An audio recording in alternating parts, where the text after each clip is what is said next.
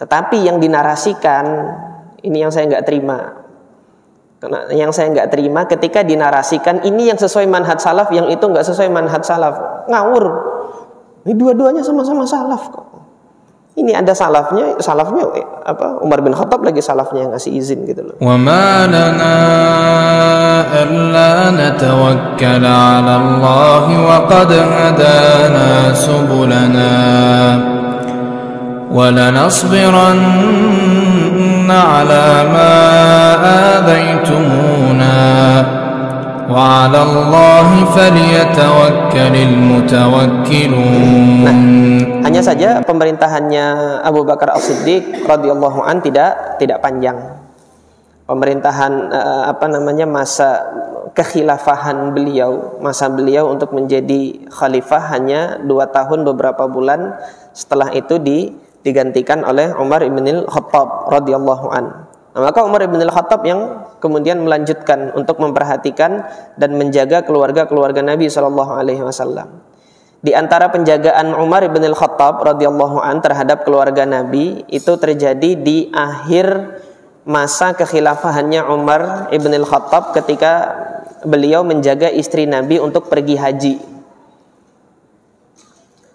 Di dalam Sahih Al-Bukhari, Al-Imam Al-Bukhari rahimahullah menempatkan satu bab tersendiri untuk hajinya wanita. Jadi Imam Al-Bukhari mengatakan bab hajjin nisa, bab tentang hajinya wanita.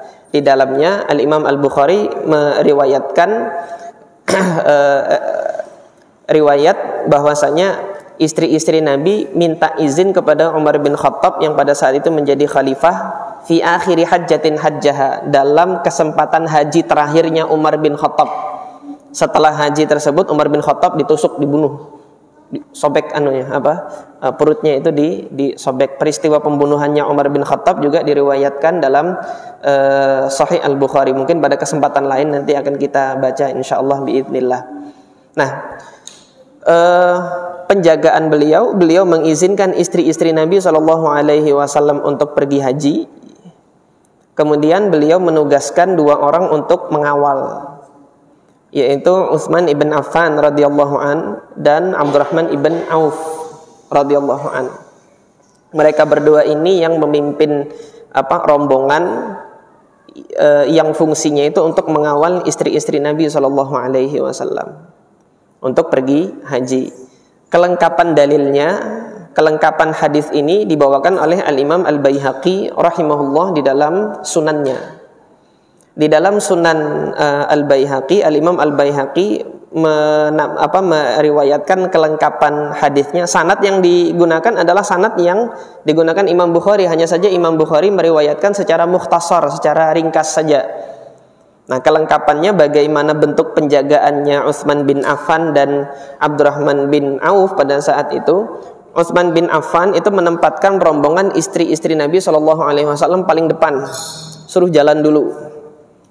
Kemudian rombongan haji yang ada di belakang diserukan oleh Utsman bin Affan, la tanzuru ilaihinna illa maddal basar. Jangan ada yang menatap, memandang ke arah rombongannya istri-istri Nabi kecuali sepanjang sejauh mata memandang. Artinya sudah sampai titik itu baru kemudian jalan kita. Jadi dijaganya itu dari jauh. Jangan ada yang mendekat dengan rombongannya istri Nabi sallallahu alaihi wasallam. Ini bentuk penjagaannya karena istri Nabi SAW semenjak turunnya ayat hijab itu tidak ada boleh laki-laki yang bukan mahramnya untuk melihat mereka. Nah, padahal mereka sudah dimasukkan ke dalam haudaj itu. Haudaj itu kan bilik yang ada di dalam unta. Artinya mereka tidak terlihat. Fisik mereka tidak terlihat, kemudian posturnya itu sudah tertutup dengan sudah tertutup dengan pakaian mereka semua, wajah tertutup, masuk ke dalam haudaj. Tetapi Utsman bin Affan dengan Abdurrahman bin Auf memerintahkan orang-orang jangan ada yang mendekati rombongannya ini. Jangan ada yang mendekati rombongan. Kalau sudah berjalan jauh baru kita jalan. Nah, hadis ini kita mencar kemana-mana ini. Hadis ini yang menjadi dalil juga oleh sebagian ulama yang menyebut yang berpendapat bahwasanya wanita itu safar tanpa mahram boleh untuk haji dan umroh. Berdasarkan hadis ini. Karena istri-istri Nabi tanpa mahram ketika jalan. Kalau ada mahram kan nggak usah izin sama Umar bin Khattab. Tetapi pada saat itu izin dengan Umar bin Khattab karena tidak ada mahram yang menyertai mereka, dan kemudian Umar bin Khattab radhiyallahu an memberikan upaya pengamanan terhadap mereka dengan menugaskan Utsman bin Affan dan Abdurrahman bin Auf. Utsman bin Affan dan Abdurrahman bin Auf kan bukan mahramnya istri-istri Nabi. Nah, ini pendapatnya Al-Imam Malik, kemudian Al-Imam Al-Auza'i dan Al-Imam Syafi'i rahimahullah, bahwasanya wanita yang tidak memiliki mahram tetapi dia berada dalam jaminan keamanan, entah jaminan keamanan travel, entah rombongan perjalanan yang mana keamanan mereka selama safar itu terjamin, itu boleh mereka melaksanakan haji dan melakukan safar meskipun tanpa mahram. Kemudian pendapat yang lain, pendapat Imam Abu Hanifah dan pendapat Imam Ahmad ibn Hanbal, nggak boleh, harus dengan mahram. Nah, ini sebagian asatidzah itu berpegang dengan pendapat ini, pendapatnya Imam Abu Hanifah dan Al-Imam Ahmad ibn Hanbal. Tetapi yang dinarasikan ini yang saya nggak terima. Yang saya nggak terima ketika dinarasikan ini yang sesuai manhaj salaf, yang itu nggak sesuai manhaj salaf. Ngawur. Ini dua-duanya sama-sama salaf kok. Ini ada salafnya Umar bin Khattab lagi salafnya yang ngasih izin gitu loh. Artinya perkara ini masih perkara khilafiyah ijtihadiyah. Ini untuk safar haji ya, permasalahannya merembet ke sana. Kita kembali kepada pembahasan ahli baitnya Nabi Shallallahu Alaihi Wasallam. Jadi ini bentuk salah satu contoh bentuk penjagaan Umar bin Khattab terhadap ahli bait Nabi, keluarganya Nabi Shallallahu Alaihi Wasallam dalam hal yaitu istri-istri Nabi Shallallahu Alaihi Wasallam. Nah, tadi sudah saya sampaikan memang para sahabat ada beberapa pendapat tentang siapa sih ahlu baitnya Nabi Shallallahu Alaihi Wasallam gitu. Tadi sudah kita baca bahwasanya Zaid bin Arqam menyatakan bahwasanya yang merupakan keluarga Nabi Shallallahu Alaihi Wasallam adalah keluarga Ali, keluarga Aqil, keluarga Ja'far dan keluarga Abbas. Nah, tetapi di sini kita lihat Zaid ibn Arqam tidak memungkiri bahwasanya keluarga Nabi juga istri Nabi. Nah, jadi di sini memang Nabi Shallallahu Alaihi Wasallam dalam beberapa munasabah kesempatan ketika mengatakan ahlu bait, ketika mengatakan keluarga, memang ada yang dimaksudkan demikian dan ada yang dimaksudkan demikian.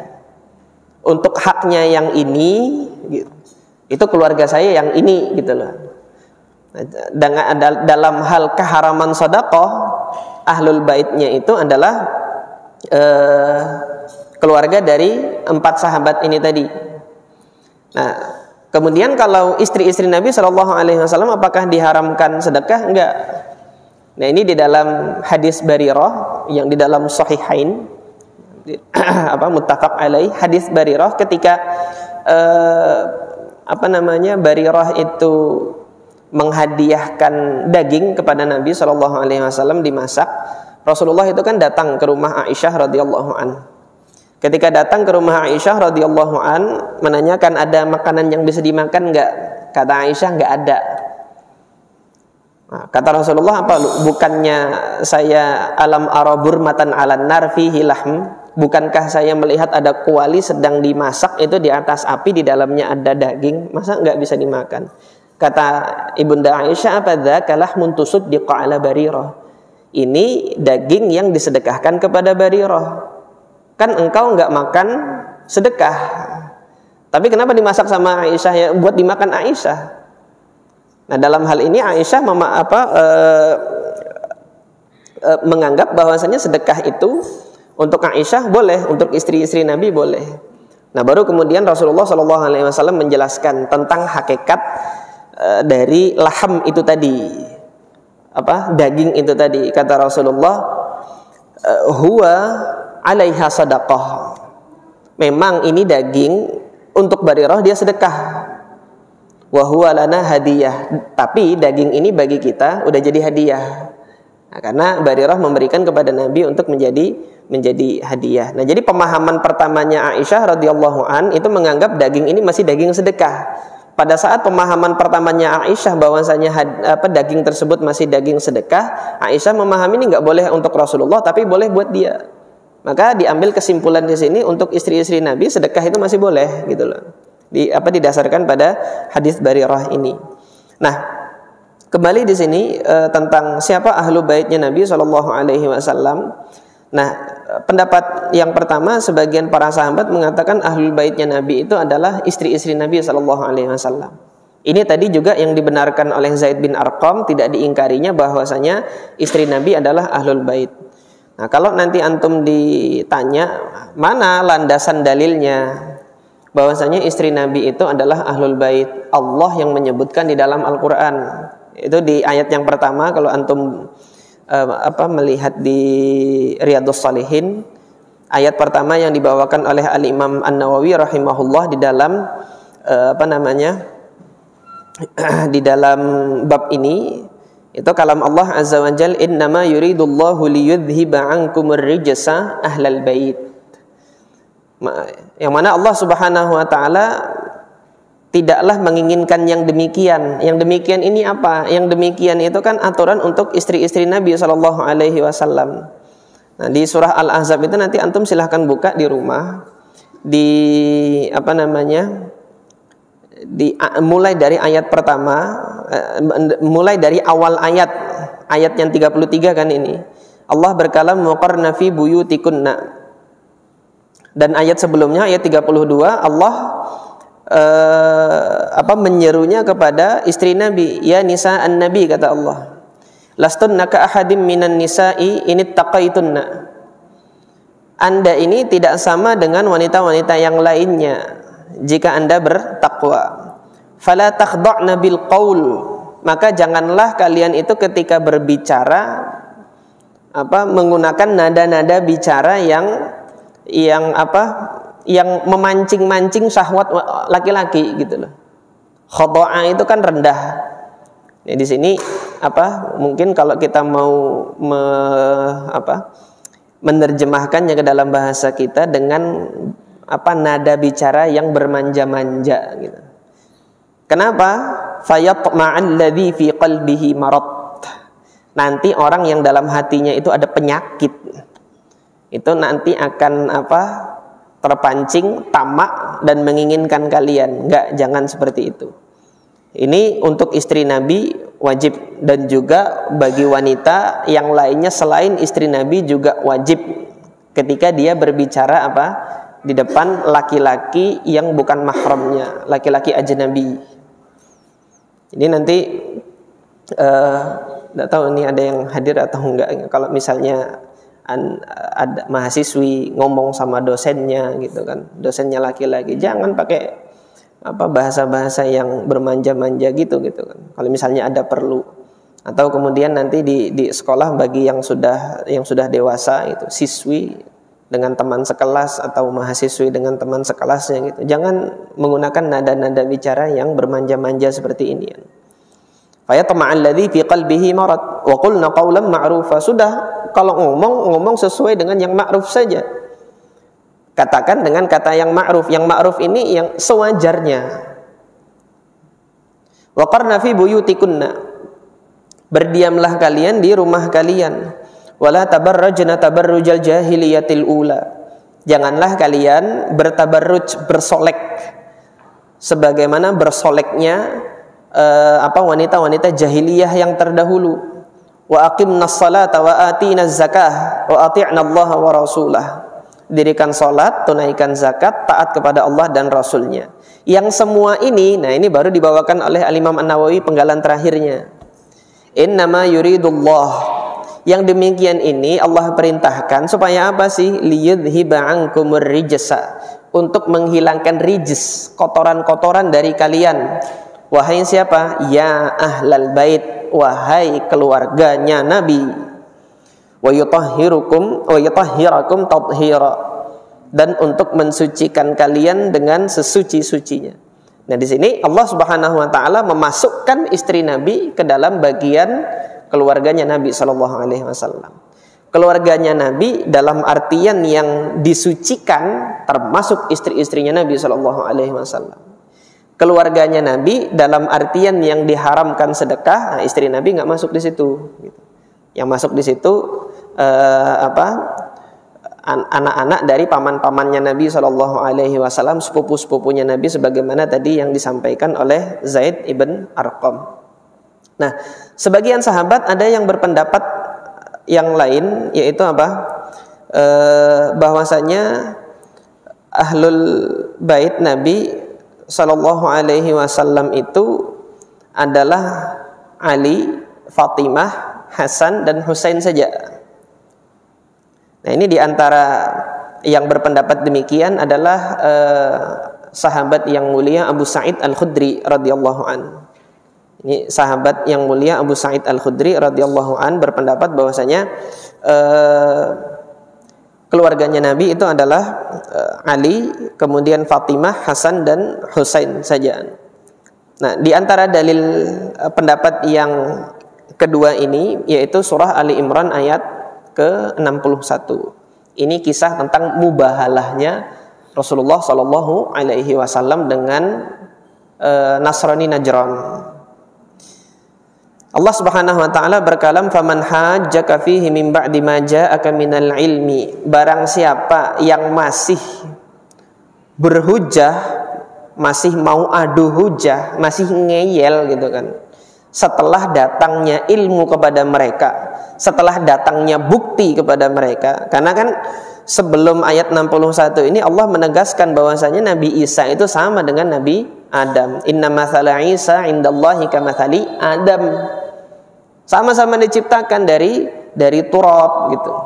Jadi tidak patut untuk dijadikan sesembahan. Jangan sembah mereka, jangan sembah Nabi Isa gitu. Tapi Nasrani Najran masih ngeyel, enggak, dia Tuhan. Maka Allah Subhanahu wa taala tantang di sini. Kalau masih ngeyel juga, dikasih bukti, dikasih hujah masih nentang juga gitu kan. Faqul ta'alau nad'u abna'ana wa abna'akum. Ayo kita panggil anak-anak kamu, anak-anak kita. Wa nisa'ana wa nisa'akum. Wanita-wanita keluarga kamu dan wanita-wanita keluarga kita. Wa anfusana wa anfusakum, diri-diri kalian dan diri-diri kita juga gitu kan. Nah, yang hadir di sini Sayyidina Ali, Sayyidah Fatimah, Al-Hasan dengan Husain datang ketika itu untuk mewakili keluarga yang lain. Tsumma nabtahil, kemudian kita bermubahalah. Mubahalah itu apa? Sumpah laknat. Kalau saya yang benar, laknat buat kamu. Tapi kalau kamu yang benar, laknat buat saya gitu. Nggak berani. Nasrani Najran nggak berani. Kalau benar ini Nabi, 7 turunan kita habis kita. Nggak berani mubahalah. Ketika nggak berani mubahalah, ya sudah, Nasrani Najran kemudian tetap dengan kenasranian mereka, tetapi mereka membayar jizyah kepada Nabi Shallallahu Alaihi Wasallam. Ini Allah tegaskan di sini, fanaj'al la'natallahi 'alal kadzibin, bagi yang pendusta akan Allah berikan laknat kepada mereka kalau memang terbukti kedustaannya. Ini syariat mubahalah ada di ayat ini, di surah Ali Imran ayat ke-61. Nah, ketika yang hadir tadi hanya 4 orang ini, maka sebagian sahabat berpendapat bahwasanya keluarga Nabi Shallallahu Alaihi Wasallam adalah Ali, Fatimah dengan Hasan dan Husain. Nah, namun dari ketiga pendapat ini tadi, satu sama lain ini tidak saling bertentangan.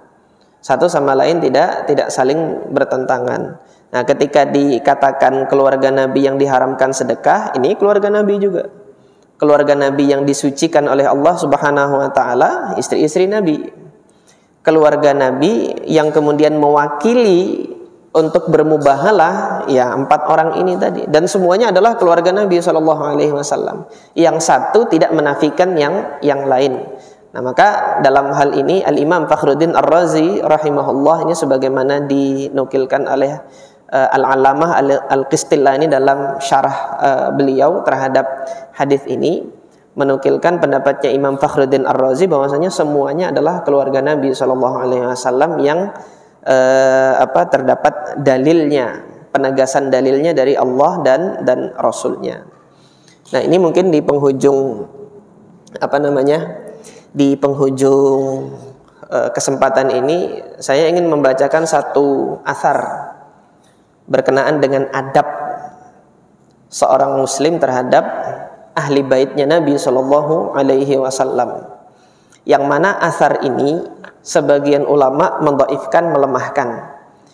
Nah, namun athar ini ditolerir oleh Al-Imam Ibnu Abdul Bar di dalam kitab beliau Jami' Bayanil Ilmi wa Fadlihi.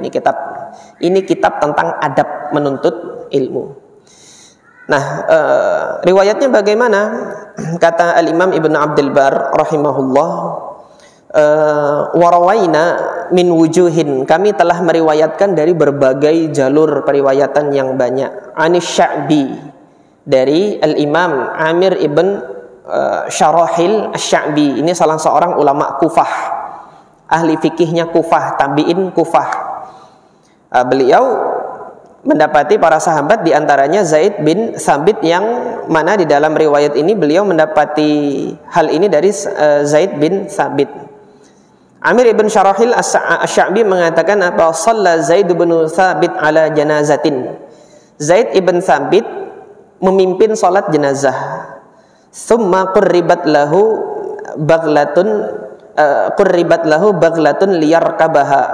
Kemudian setelah beliau itu menyolatkan, hendak mengantarkan jenazah untuk dikuburkan, dibawakan satu baglah. Baglah itu kuda poni itu.